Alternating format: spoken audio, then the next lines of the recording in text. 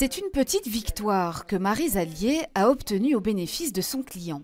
Incarcéré à la prison de Saint-Gilles, il est surpris dans sa cellule avec du cannabis.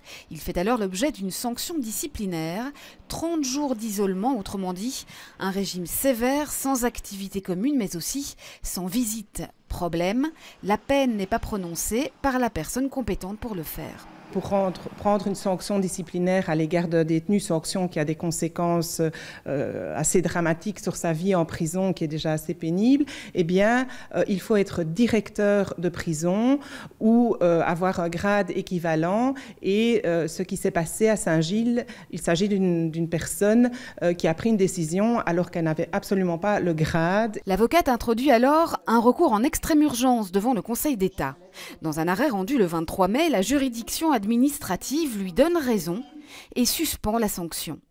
La décision pourrait d'ailleurs constituer un précédent, d'autant que ce cas n'est pas le premier.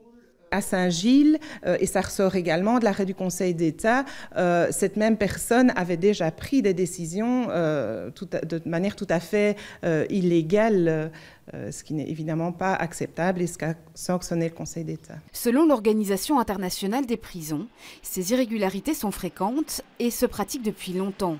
La prison de Saint-Gilles ne serait pas la seule concernée. Pour l'administration pénitentiaire, il ne s'agit que d'une question purement administrative, mais elle prend acte de la décision du Conseil d'État et annonce qu'elle remédiera au problème.